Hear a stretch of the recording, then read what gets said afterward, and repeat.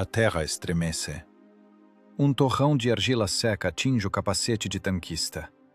Julho de 1944. 4 da manhã. O impacto próximo de uma granada de morteiro de 120 milímetros interrompe o sono pesado da tripulação. Gromov abre os olhos. Sente o gosto de cinzas e óleo lubrificante na boca. O ar está impregnado com a umidade do rio e o cheiro acre dos incêndios noturnos. O projétil caiu a 30 metros do abrigo. A terra desmorona para dentro da trincheira. Ao leste, desponta uma aurora cinzenta, rasgada por clarões amarelados. O ronco baixo e gutural dos motores alemães já se mistura ao estrondo contínuo da canhonada distante. O inimigo está testando a linha de defesa. Atrás deles, a travessia de pontões conquistada sobre o Dniester. O estrado de madeira range sob o peso dos tratores de artilharia. A água fria bate nas laterais dos botes pneumáticos. A infantaria ferida flui em um fluxo ininterrupto para a margem leste, enquanto reservas frescas avançam para oeste. Esta é a única artéria. O fio tênue por onde pulsa o sangue da ofensiva. As principais forças da frente. Os alemães sabem disso. A vanguarda do inimigo já fecha as pinças ao redor da cabeça de ponte. Um bolsão de fogo está se formando agora mesmo.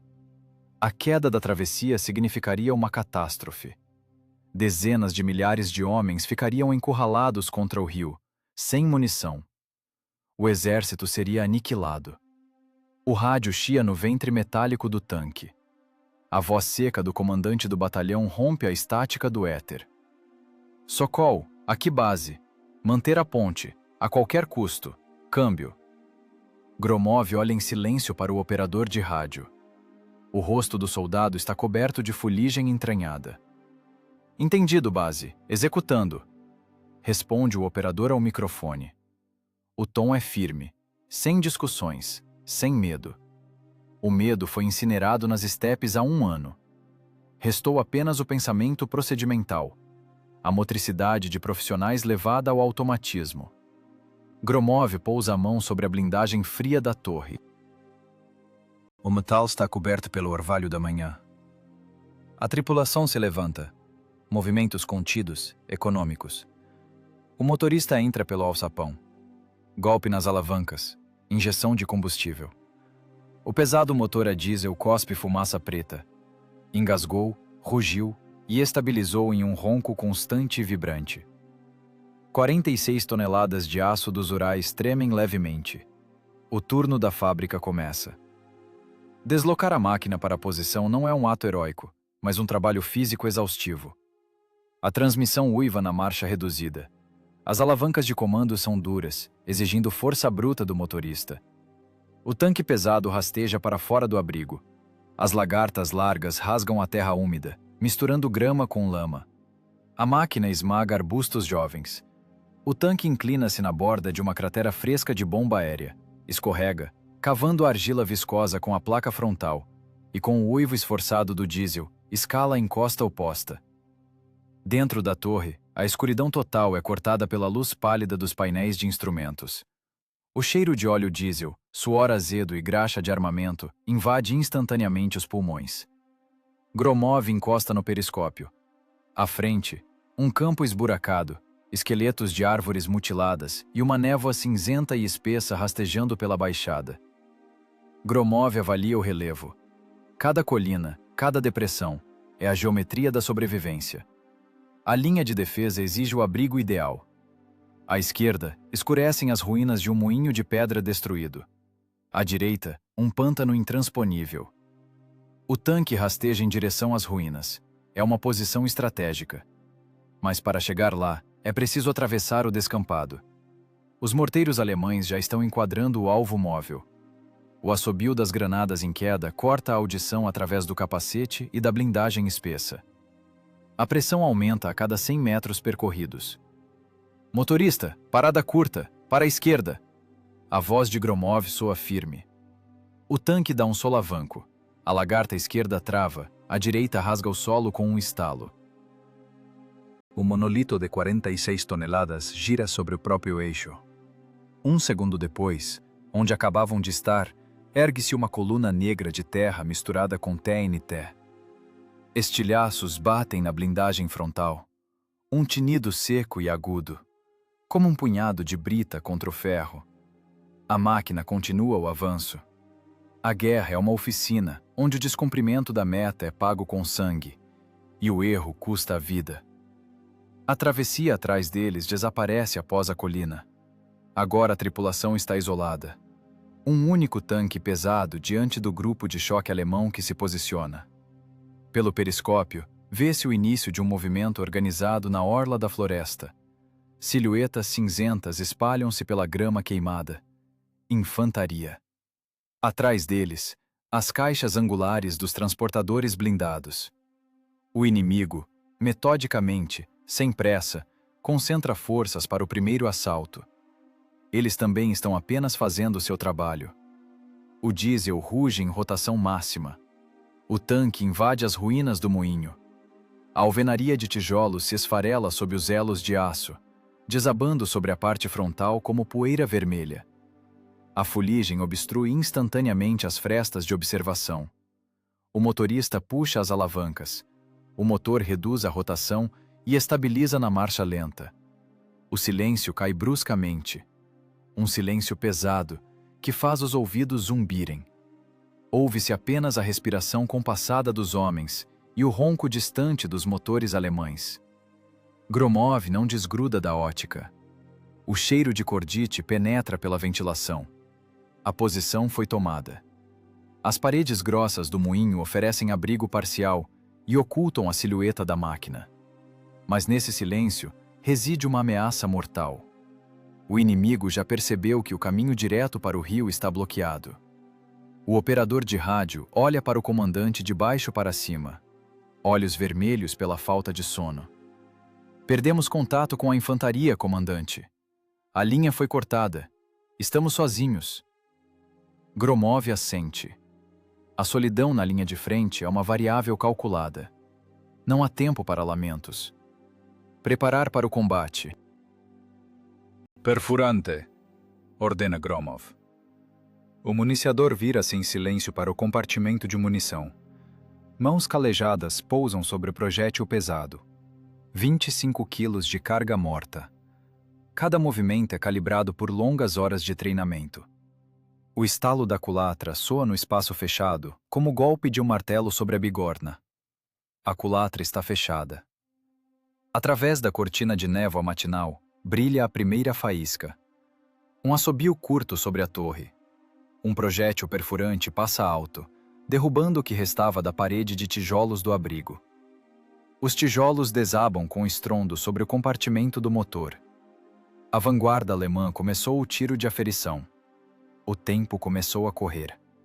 Cada segundo agora é medido pela espessura da blindagem e pela velocidade de reação. Gromov cola-se à mira. O vidro frio pressiona sua sobrancelha. No retículo, a paisagem cinzenta, cuspindo fogo. E o monstro de aço estanca, aguardando a ordem para destruir. O ar estremece com golpes metódicos. Os morteiros alemães de 81 milímetros fazem uma barragem cega, mas densa, sobre a baixada. Estilhaços cravam-se com um assobio asqueroso no solo seco, decepam galhos finos e batem na blindagem da máquina como uma saraivada seca e irritante. A casamata improvisada nas ruínas do velho moinho não é apenas um abrigo natural. É uma solução de engenharia rigorosa para uma tarefa complexa. Sobreviver sob fogo direto e desferir o primeiro golpe esmagador.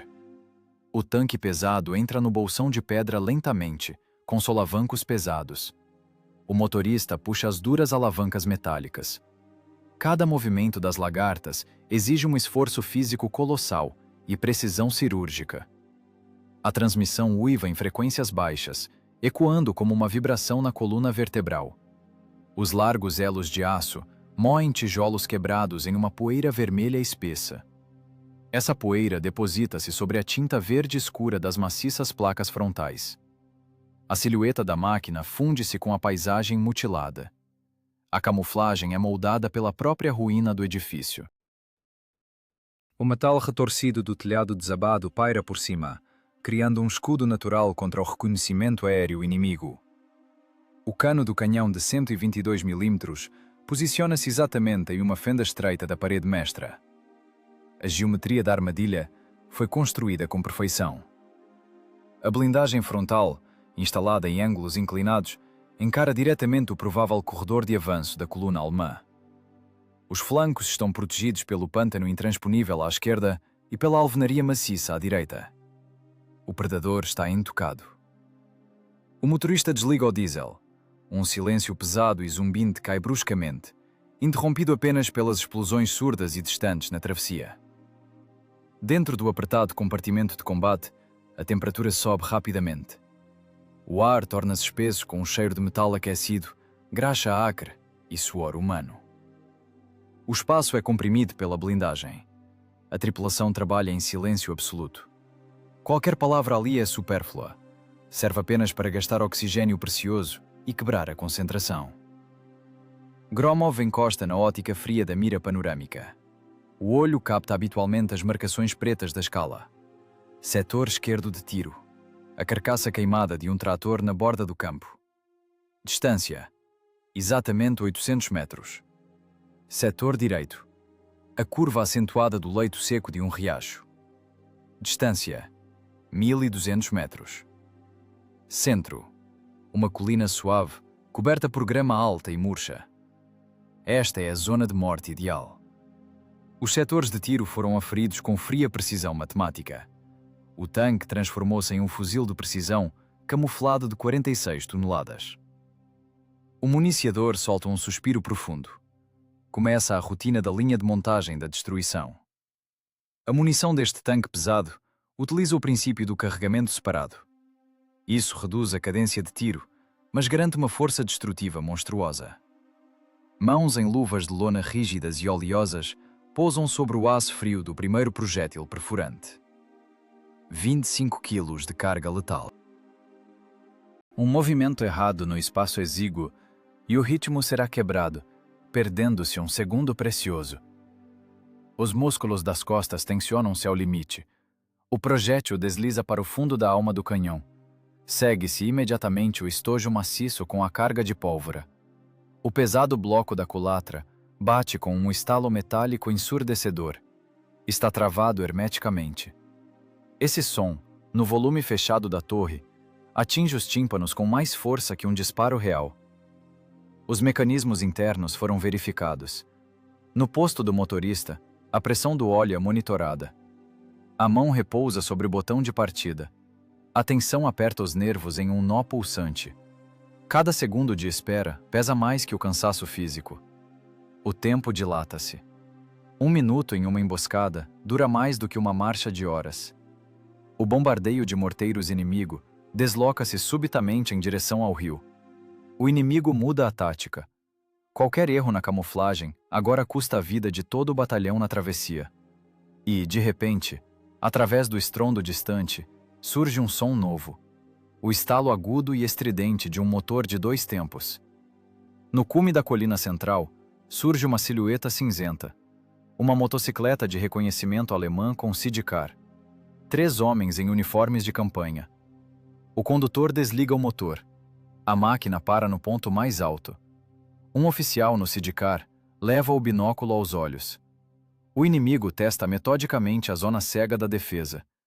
Surge um cruel paradoxo de sobrevivência. Disparar o canhão principal agora seria um erro fatal, revelando a posição antes da chegada da coluna blindada. Calar-se significaria permitir que o reconhecimento notasse a fenda no moinho e os rastros das lagartas. Se os alemães transmitirem as coordenadas, em 2 minutos, uma tempestade de artilharia pesada desabará sobre as ruínas. A armadilha seria estraçalhada com o caçador dentro. Não toquem no canhão, solta Gromov entre dentes cerrados. Sua voz soa seca, desprovida de entonação. Coaxial, rajada curta, atirar para matar. O atirador pressiona o gatilho. A metralhadora Degtyaryov do tanque ganha vida. Uma rajada furiosa rasga o ar da manhã. O calibre 7,62 Atinge o alvo com precisão. Os traçantes estendem-se como um fio brilhante até a colina. A motocicleta dá um solavanco pelos impactos no bloco do motor, tomba e rola em costa abaixo, levantando poeira. As figuras cinzentas caem como sacos na grama e permanecem imóveis. O binóculo do oficial brilha sob o sol, longe do metal retorcido. O reconhecimento foi aniquilado. A armadilha fechou-se novamente, invisível para a força principal. Gromov não desvia o olhar da ótica. Uma rajada de metralhadora não atrairá atenção excessiva em meio ao ruído da batalha. Mas o não retorno dos batedores iniciará um cronômetro invisível. Os alemães logo perceberão que este corredor é perigoso e virão testá-lo com blindagem pesada. Dentro do tanque, volta o silêncio zumbinte, interrompido apenas pela respiração rouca do municiador. O primeiro projétil de 122 mm espera pacientemente no canal oleoso do canhão. A armadilha está armada. O silêncio pressiona os tímpanos. Um silêncio viscoso de emboscada. Dentro do tanque, o ar é denso com o cheiro de metal, óleo queimado e suor. No horizonte, onde a névoa se funde à poeira da estrada, surge um movimento borrado. Primeiro manchas escuras. Depois, a ótica captura as arestas vivas da blindagem alheia. Uma coluna alemã surge de uma depressão. Avançam apressados, em formação de marcha, mantendo a ordem. Eles não suspeitam que a rota foi cortada pelo aço dos Urais. À frente, rastejam os transportadores blindados. As lagartas tilintam contra a terra seca. Atrás das laterais blindadas, a infantaria. Logo atrás, as silhuetas maciças dos tanques. Na liderança, um Panther. O cano longo de 75 mm balança predatoriamente. É uma fera letal. A ótica alemã é excelente, capaz de perfurar a blindagem soviética a distâncias extremas. Mas agora, essa máquina está cega. A tripulação do capitão Gromov fundiu-se às ruínas. O predador de aço espera. A distância encurta. 1.500 metros. 1.200. 1.000. Gromov imobiliza-se. Seu rosto é uma máscara de fuligem e tensão. Os dedos agarram o periscópio com força, os nós dos dedos brancos. Dentro da torre, ouve-se apenas a respiração intermitente do municiador. Os nervos estão no limite. Parece que a batida dos corações ecoa na caixa blindada. A coluna entra na zona de destruição garantida. Uma rajada aleatória de metralhadora da vanguarda inimiga corta os arbustos. Balas batem com um estalo metálico na placa frontal inclinada. Faíscas saltam. Fragmentos de pedra caem sobre as frestas de observação. Gromov nem sequer pisca. Não é fogo de precisão. O inimigo apenas testa a vegetação. O instinto exige resposta, mas o profissionalismo exige espera. Mais 100 metros. Cada segundo de demora aumenta as chances de aniquilação total do alvo. O Panther expõe o flanco vulnerável ao contornar a carcaça do trator.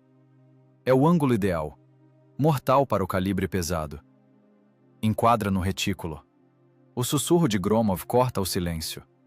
O da frente, perfurante. Alvo na mira. Responde o atirador mecânico. O olho pressionado contra o protetor de borracha.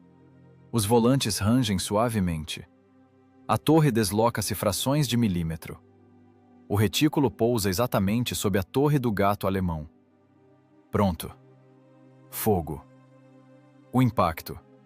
O espaço fechado explode em um clarão branco e um estrondo ensurdecedor. O recuo monstruoso arremessa as 46 toneladas para trás. Os amortecedores rangem. O canhão de 122 mm cospe uma coluna de chamas e fumaça amarela. A culatra recua e o extrator espelha o estojo incandescente, que bate no piso de aço. O tinido é ensurdecedor. Nos ouvidos, surge o zumbido agudo da concussão. O projétil percorre a distância em uma fração de segundo. A energia cinética é monstruosa. Ela não apenas perfura a blindagem, ela estraçalha a estrutura do metal. O impacto ocorre sob o anel da torre. A detonação da munição é instantânea. A torre de várias toneladas do Panther é arrancada do chassi como uma tampa de caldeira sob pressão colossal. A estrutura voa pelos ares, capotando em meio à fumaça. Do chassi destroçado, irrompe uma coluna de chamas. A onda de choque varre a infantaria ao redor, lançando homens para fora da estrada.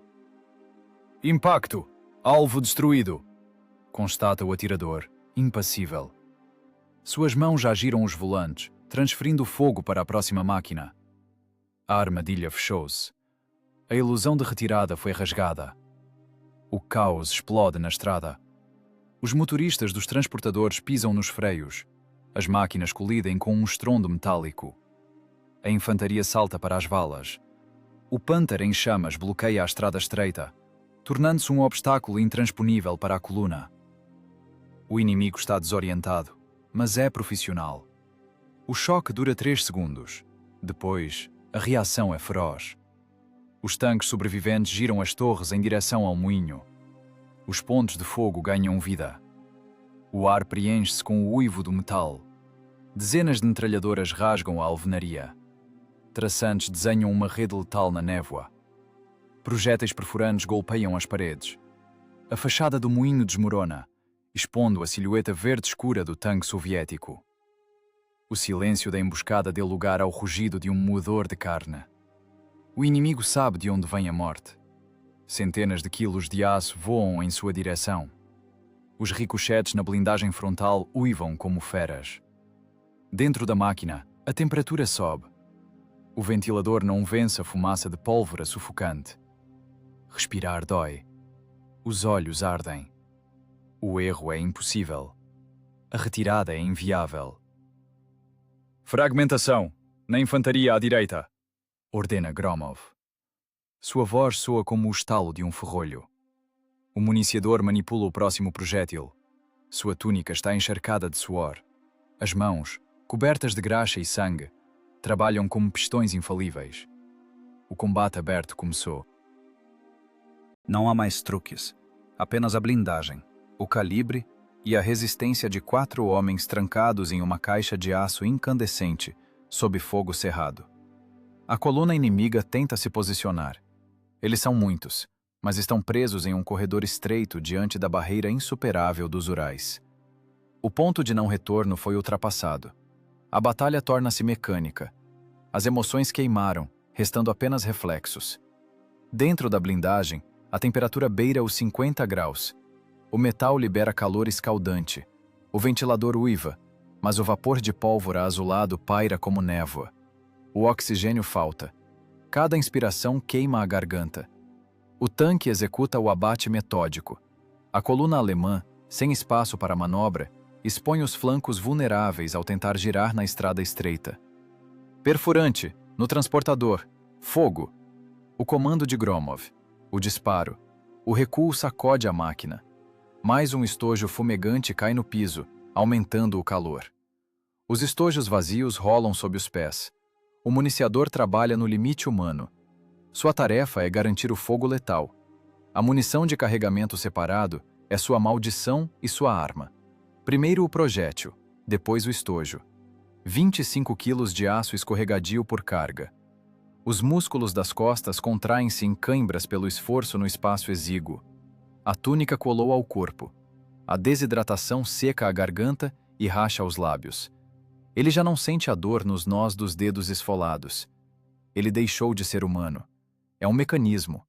Um sistema de pistão infalível nesta máquina de morte. Pegar o metal, girar o corpo, empurrar para a alma do canhão, fechar a culatra. O ambiente externo martelava a psique continuamente. Do lado de fora, uma saraivada de balas de fuzil e pequenos estilhaços tamborilava contra a blindagem frontal inclinada. Os tanquistas alemães finalmente haviam localizado a posição camuflada nas ruínas do moinho destruído. O fogo de resposta tornava-se cada vez mais denso e preciso. Os ricochetes uivavam ao redor da torre em um guincho irritante e incessante. Granada explosiva! na cabeça da coluna. O municiador agarrou o pesado cilindro de aço sem olhar. Um movimento curto em direção à culatra incandescente. O metal deslizou com um rangido para dentro da câmara. O estojo pesado veio logo atrás. Ouviu-se o golpe seco do bloco da culatra. E, de repente, o ritmo cadenciado de trabalho quebrou-se.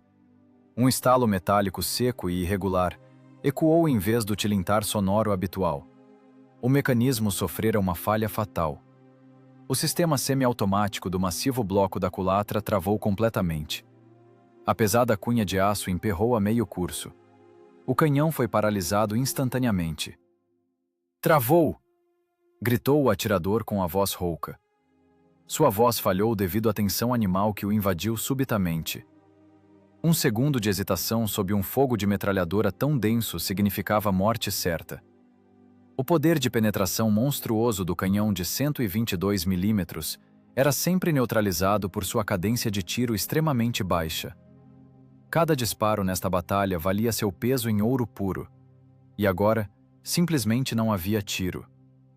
O enorme tanque transformou-se instantaneamente em um alvo cego e absolutamente desarmado, recebendo passivamente os golpes contra a blindagem. Não havia tempo algum para explicar a causa da falha. A razão? Um banal empenamento do aro do estojo superaquecido, ou o acúmulo de resíduos rígidos de pólvora nos trilhos. A consequência? A parada total do ciclo de disparo. O efeito?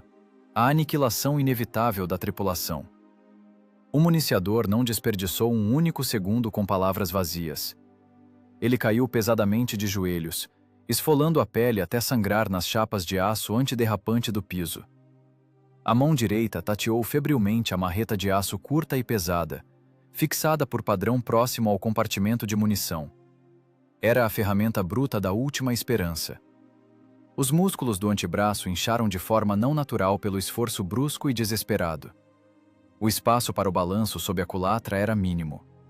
Um golpe seco. A cabeça pesada da marreta desabou sobre a alavanca saliente da cunha da culatra, com um estrondo ensurdecedor que feriu os tímpanos. Faíscas amarelas saltaram na escuridão densa da torre.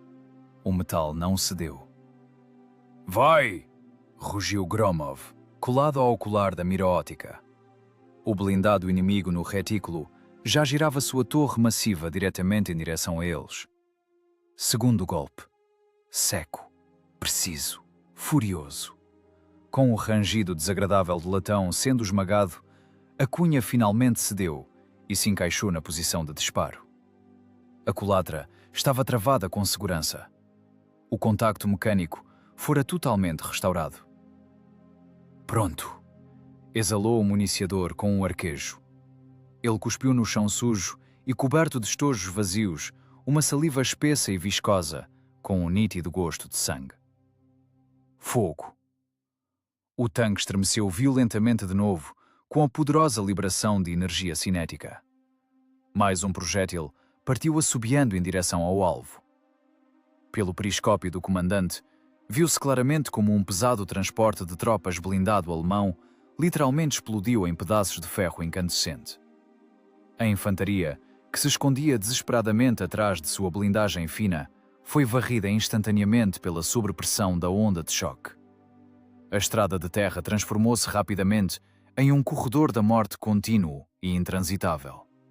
Os veículos inimigos incendiavam-se um após o outro, tornando-se fogueiras fumegantes e ofuscantes.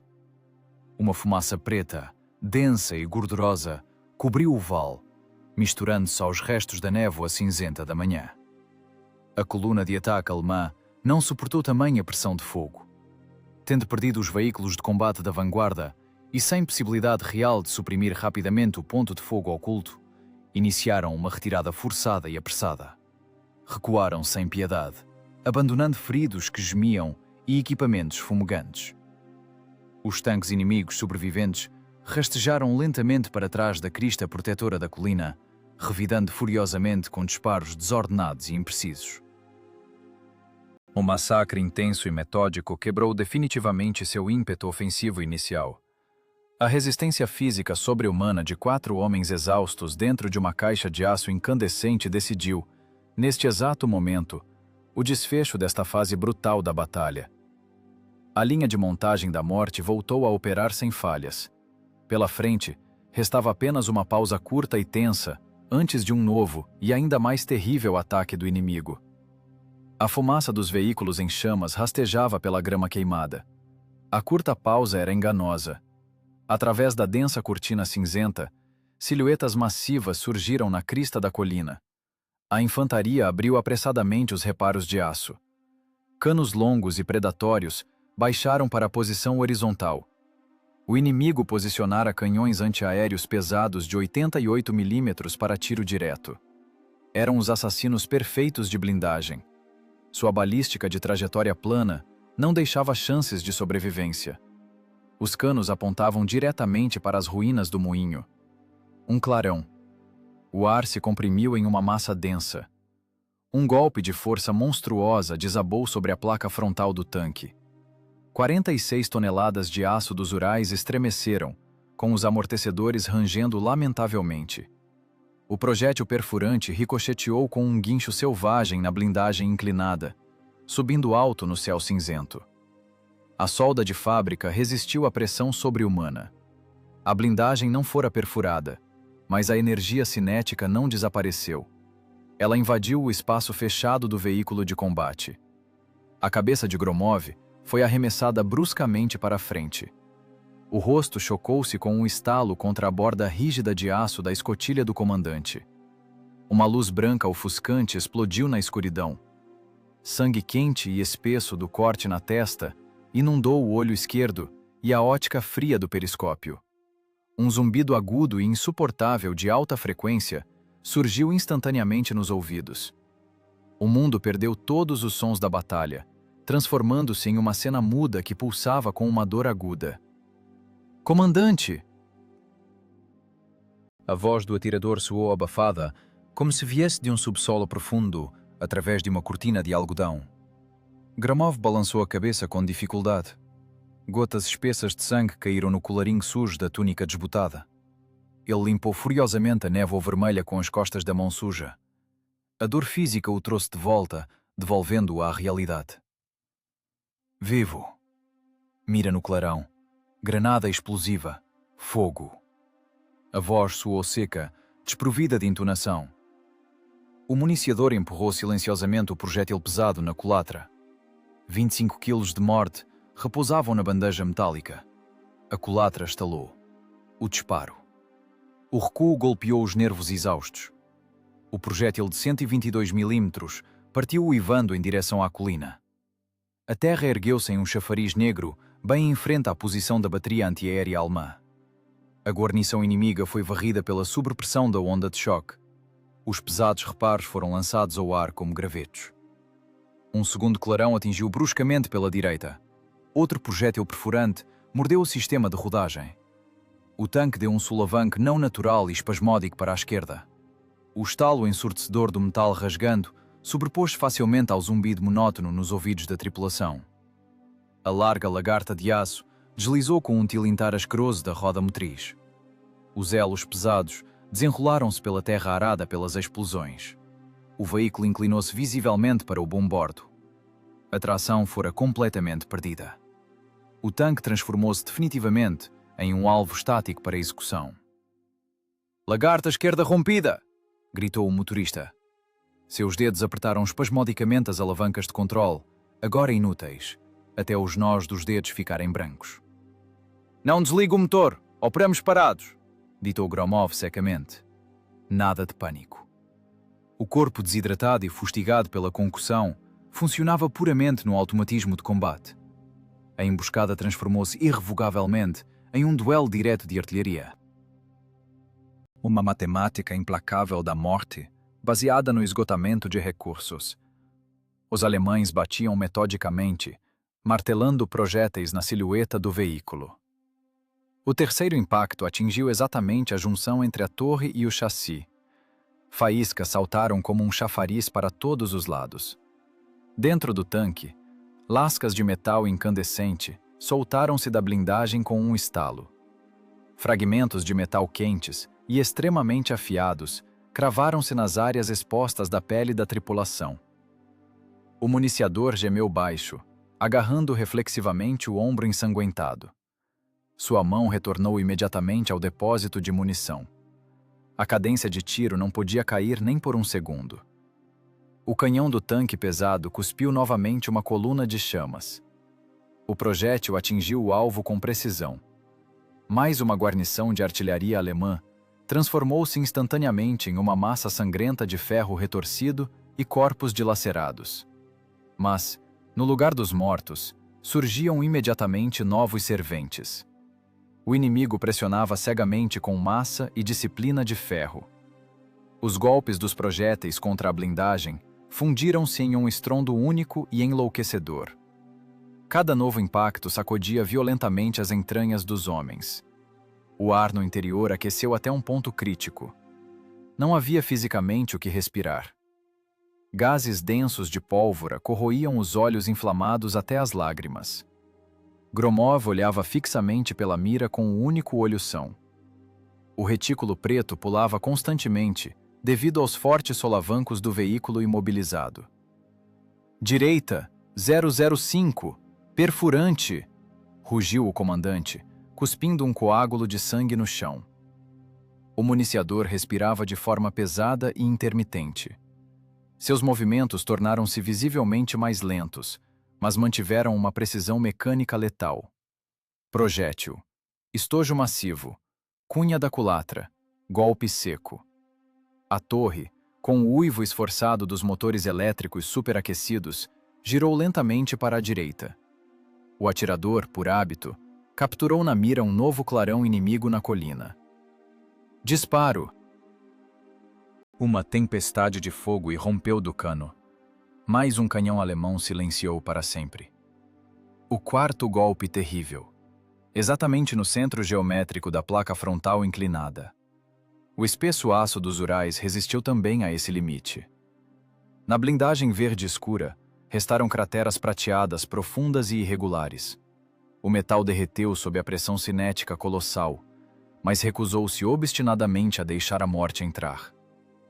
A morte caminhava impotente pelo lado externo da blindagem, arranhando-a com garras de aço cegas. A tripulação deixara definitivamente de ser composta por pessoas comuns. Eles tornaram-se uma extensão direta de sua máquina. Mecanismos infalíveis de carne e sangue, fundidos irremediavelmente ao ferro incandescente. A dor diminuiu. O medo desaparecera há muito tempo. Restou apenas um ódio frio e calculado, e uma única ordem pulsando continuamente no cérebro fustigado: manter a linha estabelecida. Granada de fragmentação. Na infantaria no flanco. Fogo! Gromov limpou uma nova porção de sangue do rosto com a manga. A torre danificada voltou a se mover. O tanque imóvel e gravemente ferido continuava a revidar com fogo letal, eliminando metódica e brutalmente as guarnições inimigas que avançavam. O duelo direto prosseguia sem interrupção. O aço tilintava continuamente, dobrava-se sob os golpes, mas não se rendia. A reserva de resistência das máquinas e dos seres humanos estava sendo testada no limite de todas as leis físicas. O inimigo preparava febrilmente uma nova onda. Os ataques fracassaram. A onda de aço da ofensiva alemã quebrou-se contra a linha soviética imóvel. O vale diante do moinho de pedra destruído transformou-se rapidamente em um gigantesco crematório a céu aberto. Uma fumaça preta e oleosa cobria densamente a terra mutilada. O olhar do comandante, através da ótica rachada, captava a verdadeira escala da destruição.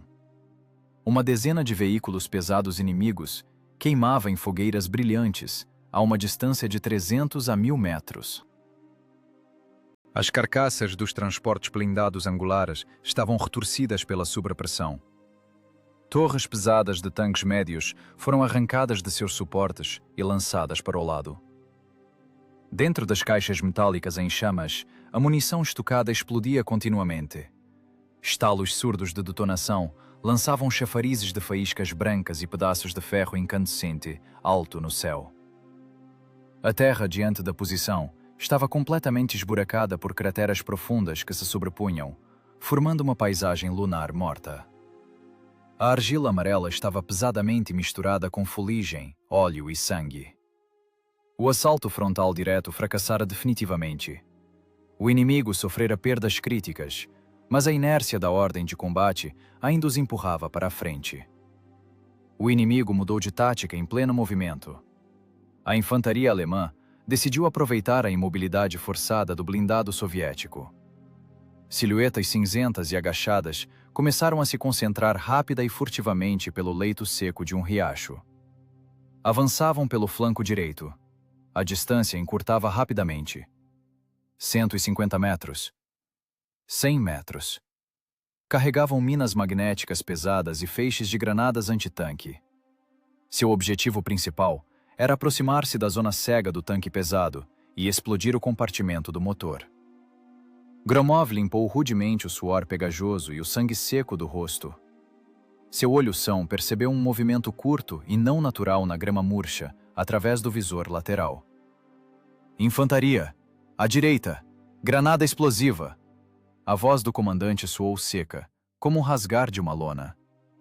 O municiador reagiu exclusivamente por reflexos condicionados. O corpo trabalhava no limite absoluto da exaustão muscular. As mãos em luvas esfoladas e oleosas agarraram o pesado cilindro de aço. Um puxão brusco. O projétil, com um alto rangido metálico, entrou profundamente no cano. Logo atrás, voou o estojo massivo. O golpe seco da pesada cunha da culatra atingiu os tímpanos. Mira no leito, na borda inferior, ditou Gromov. A torre, com o uivo esforçado do motor elétrico superaquecido, rastejou lentamente para a direita.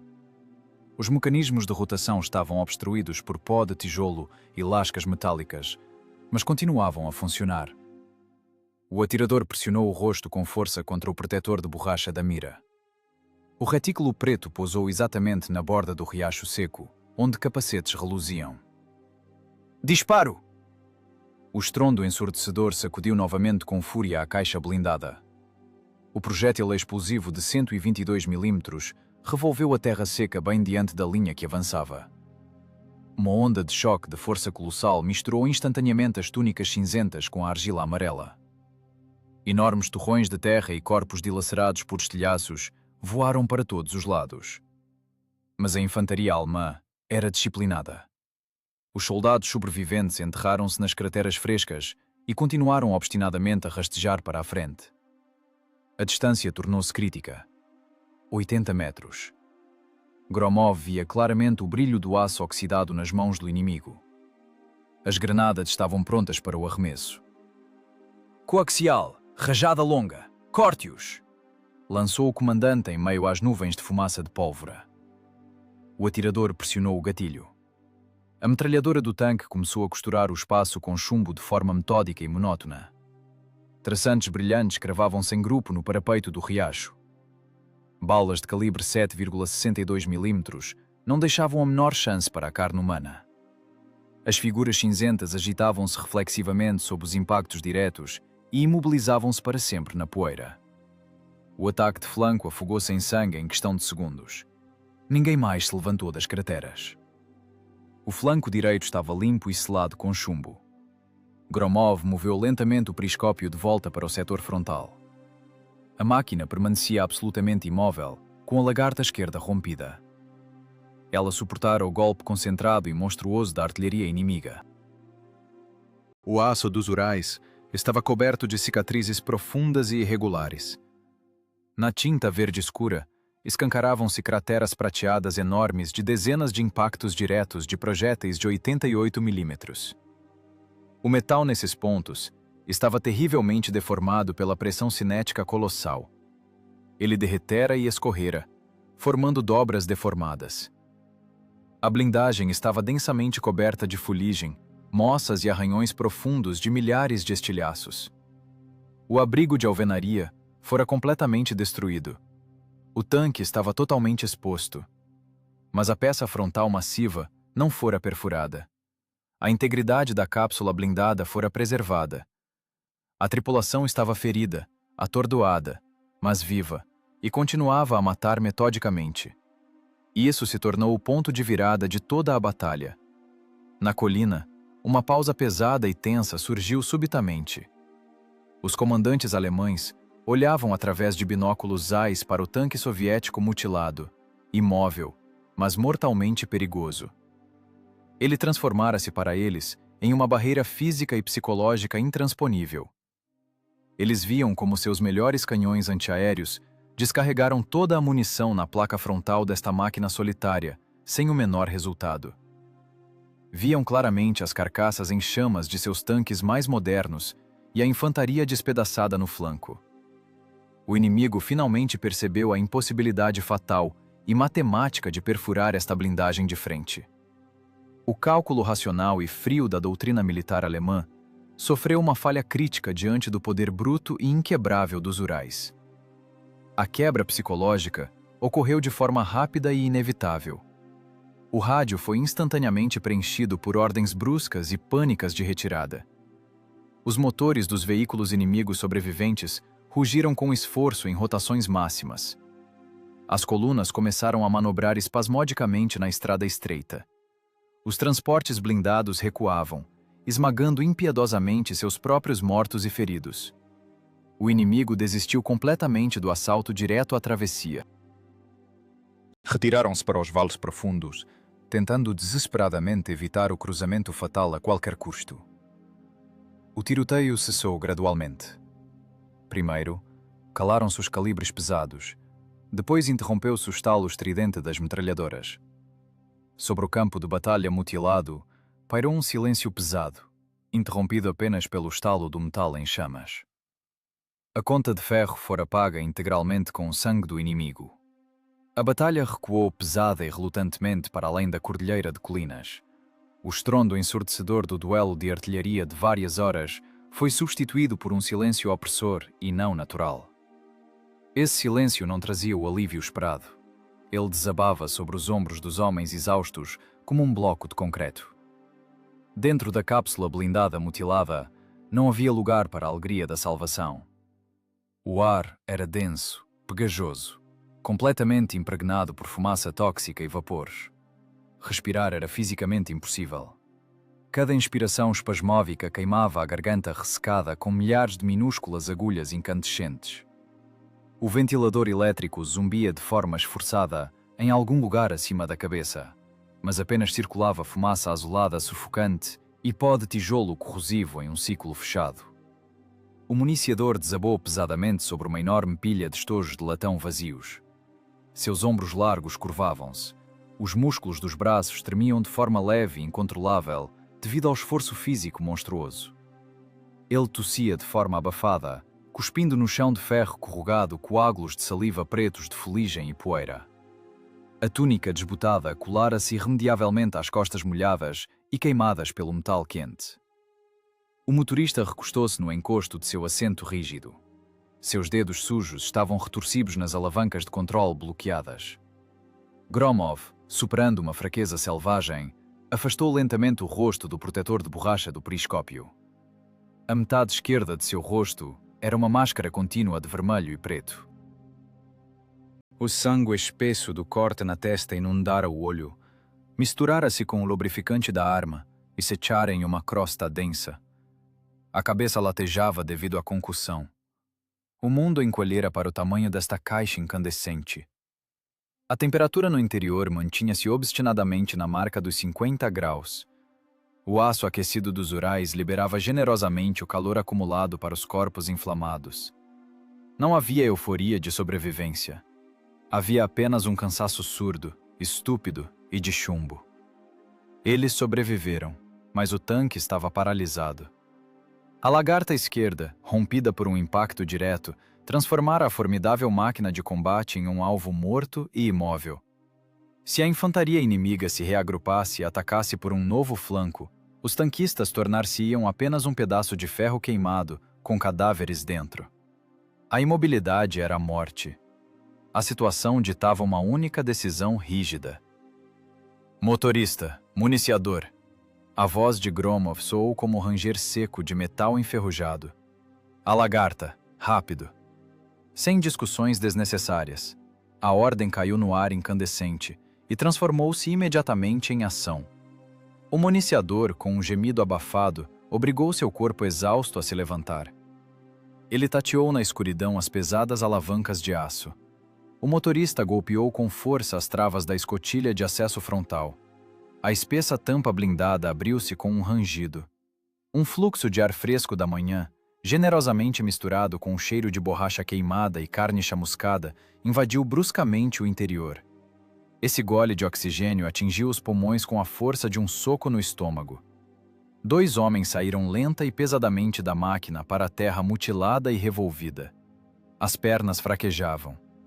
O chão ao redor estava densamente coberto de estilhaços e fragmentos de ferro quentes.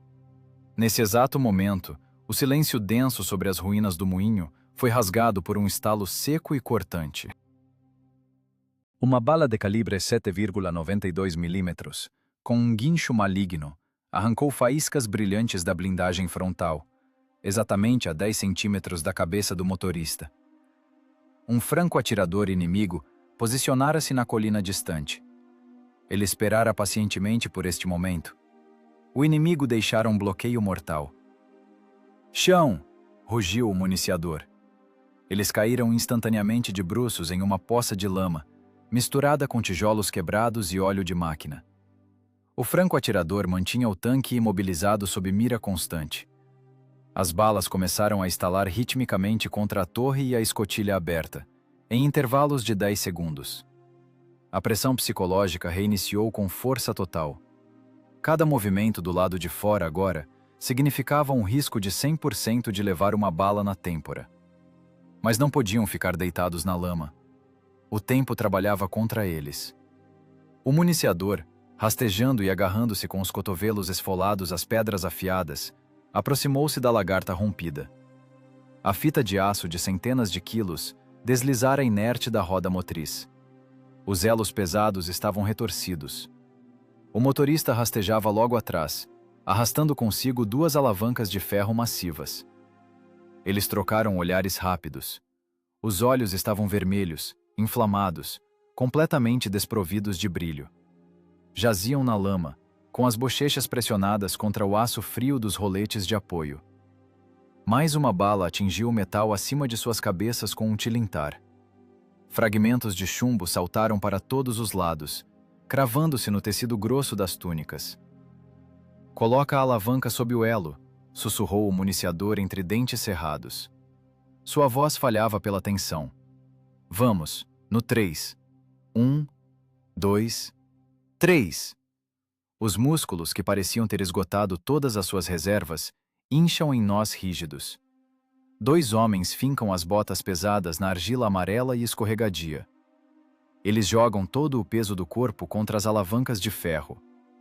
A lagarta pesada, com um rangido metálico lancinante, desloca-se meros 5 centímetros. Mais um tiro de precisão atinge o elo da esteira, bem ao lado das mãos trêmulas do mecânico. Ele sequer reage. O medo atrofiou por completo. Restou apenas uma raiva surda contra aquele metal morto e teimoso. "Desgraça pesada!" xinga o mecânico entre dentes, as palavras saindo sujas. "Mais uma vez! Puxa!"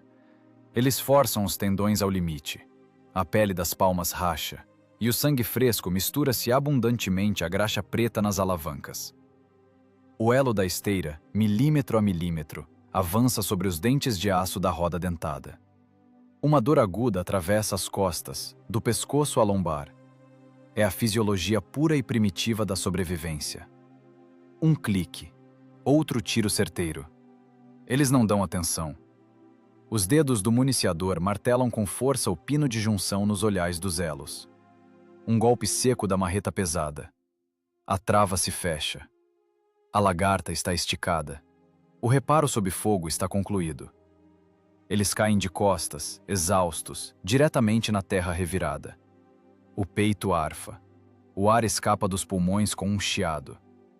A consciência de que sobreviveram por milagre não vem acompanhada de alegria ou alívio.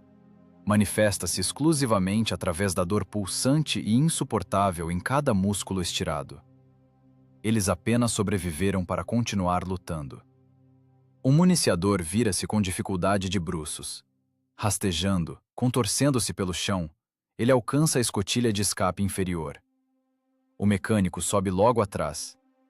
Eles arrastam seus corpos alquebrados de volta para o útero incandescente da máquina. A escotilha fecha-se com um estrondo metálico, isolando-os do mundo exterior. Lá dentro, a mesma escuridão impenetrável e sufocante. O municiador encosta-se, impotente, contra o compartimento de munição frio. Os braços pendem como cordas ao longo do corpo. Do alto da torre, a mão de Gromov desce lentamente. Os dedos do comandante tremem. Ele segura um cantil de alumínio amassado e riscado, onde chacoalha uma água morna com gosto de ferro. Gromov, em silêncio, sem dizer uma única palavra, passa o cantil para baixo. O municiador o pega com dedos rígidos e ensanguentados. Ele dá um gole longo e sôfrego. A água queima os lábios rachados e escorre pelo queixo, lavando a fuligem espessa.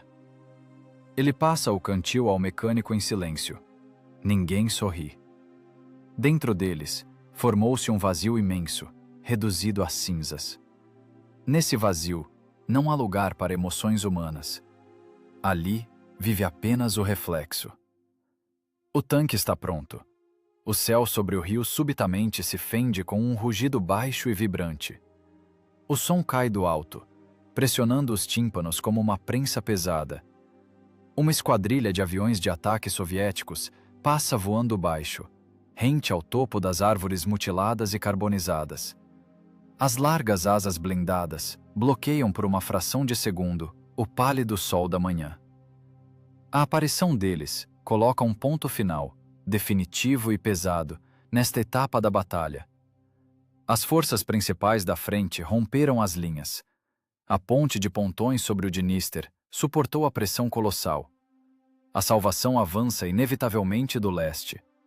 As colunas de infantaria emergem lenta e pesadamente da névoa matinal. Centenas de homens em túnicas empoeiradas e desbotadas sobem a colina suave. Eles caminham com confiança, empunhando fuzis e submetralhadoras, interiormente preparados para um rompimento difícil e sangrento. Esperavam encontrar ali um fogo de barragem denso, uma chuva torrencial de metralhadoras e o estrépito de lagartas inimigas. Mas o rompimento não é necessário. As armas baixam lentamente. O passo desacelera involuntariamente. Os olhares dos soldados que se aproximam deparam-se com um cenário impensável de destruição absoluta. O amplo vale diante do moinho de pedra arruinado deixou de existir como paisagem natural. Agora é um cemitério gigantesco e fumegante. Dezenas de tanques alemães destruídos estão espalhados pelo campo, junto a carcaças de blindados de transporte de pessoal retorcidas por explosões monstruosas.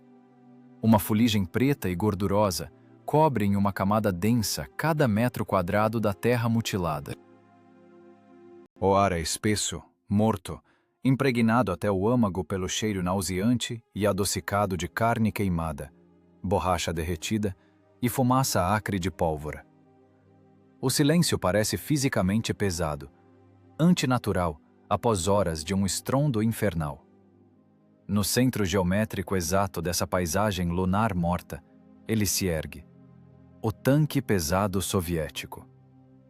46 toneladas de aço dos Urais, mutilado, ferido, mas inabalável. A máquina de guerra tem um aspecto terrível. A blindagem frontal inclinada está marcada por crateras prateadas, profundas e irregulares, resultantes de dezenas de impactos diretos de projéteis perfurantes alemães, de 88 milímetros. O metal em muitos pontos está queimado até ficar branco, coberto por cicatrizes cinzentas de aço fundido e uma espessa camada de fuligem. O longo canhão de 122 milímetros está pesadamente abaixado. A lagarta esquerda, arrebentada, foi esticada às pressas, brilhando com os pinos de aço recém-batidos brutalmente pela marreta. O tanque assemelha-se a um predador antigo e ferido, que estraçalhou uma alcateia inteira de inimigos, e agora respira de forma intermitente sobre os ossos dos mortos. O metal incandescente estala baixo e sinistro, esfriando ao ar da manhã. Os infantes aproximam-se. Eles param a 10 metros do gigante fumegante. Ninguém pronuncia uma única palavra. Os soldados, em silêncio e sincronia, retiram os gorros sujos e suados das cabeças. Os oficiais das unidades de infantaria resgatadas levam as mãos às palas dos capes, lentamente, como se estivessem em um sonho. Eles prestam continência não apenas a um pedaço de ferro, prestam continência ao limite humano extremo que deteve a avalanche de aço. A pesada escotilha superior da torre maciça abre-se com um rangido. Das entranhas escuras da máquina, que exalam óleo queimado, cordite e sangue, um homem emerge lentamente, superando a dor aguda nos músculos. É o comandante do tanque, capitão da guarda Gromov. Seu rosto é uma máscara estática de fuligem e sujeira entranhada nos poros. O lado esquerdo da testa é um hematoma contínuo, roxo e azulado, causado pelo impacto contra a borda da mira. A túnica grossa está encharcada de suor e rígida pelo sal seco. Em seus olhos inflamados, não há alegria pela salvação, nem alívio. Ali restou apenas um vazio negro e sem fundo, calcinado por horas de contemplação da morte. Um carro de comando aberto aproxima-se rapidamente, rompendo os arbustos com o para-choque. Os freios rangem bruscamente. Um general desembarca apressadamente, o comandante do corpo de blindados. Seu uniforme de serviço está impecavelmente limpo, e as medalhas no peito brilham opacamente. O rosto do general expressa um choque emocional profundo. Ele caminha a passos rápidos em direção ao tanque, percorrendo o vale fumegante com um olhar atônito. Ele compreende a escala real do massacre. Sua mente de Estado-Maior percebe claramente que uma única tripulação imóvel deteve o rompimento de todo um grupo tático blindado inimigo. As emoções inundam o oficial. Ele está pronto para abraçar os tanquistas exaustos e proferir palavras grandiosas sobre o heroísmo sem precedentes e a salvação de um exército inteiro. Gromov salta pesadamente para a terra mutilada. As pernas fraquejam por um instante. As botas escorregam na lama sangrenta, mas ele se impertiga instantaneamente, fixando o corpo com rigidez. Nenhuma emoção, nenhum orgulho. Apenas o reflexo mecânico e frio de um soldado diante de um superior. O capitão leva a mão suja e trêmula ao capacete de comunicação. O movimento é contido, preciso e exausto. Camarada general, a voz de Gromov soa seca, rachada como madeira quebradiça. Não há pompa ou triunfo. A linha designada foi mantida. A máquina está operacional. Aguardamos instruções. O general estaca no meio do passo. As palavras solenes ficam presas em sua garganta. O contraste de percepção é brusco demais. Diante dele está praticamente um morto-vivo. Um homem que acabou de passar por um moedor de carne mecânico relata rotineiramente a prontidão para continuar o trabalho árduo. Essa calma gélida de um verdadeiro profissional extingue qualquer explosão emocional do comando. O general acena com a cabeça em silêncio, de forma pesada. Ele percebe que quaisquer palavras, naquele momento, soariam como uma falsidade pífia diante daquele cansaço de chumbo. De repente, o ar volta a se agitar. O silêncio mortal é rasgado. De algum lugar além da floresta, vindo do oeste, ecoa um som novo. Um ronco baixo e gutural aumenta a cada segundo. São motores a diesel pesados trabalhando de forma potente. Motores alemães. O inimigo não se rendeu. Está trazendo o segundo escalão para uma nova tentativa de rompimento. A reação da tripulação é imediata. O torpor desaparece em uma fração de segundo. O cansaço é apagado da memória muscular por um choque de adrenalina. A frente de papel, dos relatórios e das emoções não ditas, fecha-se para sempre. A guerra infinita retorna ao seu ciclo. Gromov vira-se bruscamente de costas para o general. Aos seus postos, preparar para o combate. O rugido rouco e cruel do comandante corta o ar. O municiador e o mecânico, que até um instante atrás jaziam sem força sobre a tampa do motor, saltam instantaneamente. Os corpos tornam-se novamente mecanismos infalíveis. Eles mergulham nas escotilhas estreitas. O metal volta a estrepitar. As tampas blindadas fecham-se com um estrondo, isolando a tripulação do mundo exterior e da agitação do Estado-Maior. O turno na fábrica da morte continua sem intervalos. O ronco aumenta, golpeando os tímpanos e fazendo os nervos se contraírem como molas tensas. Dentro da cápsula blindada, a tripulação imobiliza-se. Os dedos do mecânico cravam-se nas alavancas. O municiador estende a mão reflexivamente para a culatra incandescente do canhão, embora as prateleiras estejam quase vazias. Os segundos esticam-se como resina pegajosa. O ar está comprimido ao limite. Mas subitamente, o som muda. O ronco constante transforma-se em um matraquear intermitente. Não é a ordem de marcha alemã.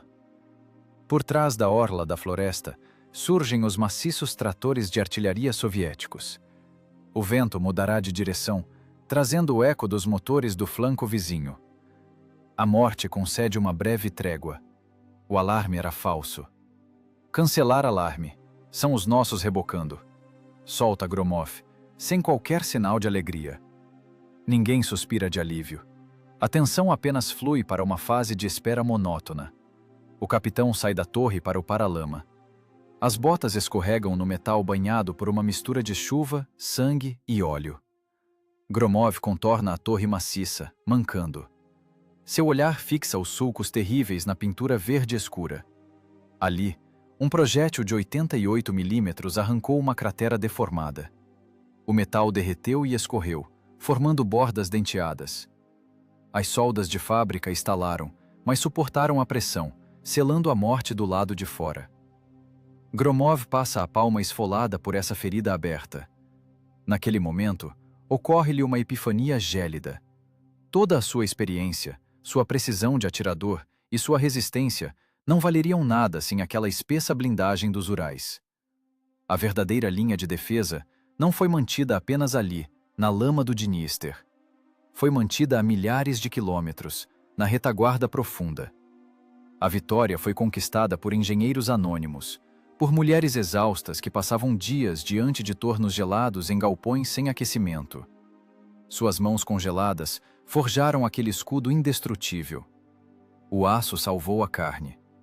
A linha de montagem da fábrica fluiu diretamente para a linha de montagem da morte na frente de batalha. Cada estojo de munição descartado ali era uma continuação do trabalho monótono de lá.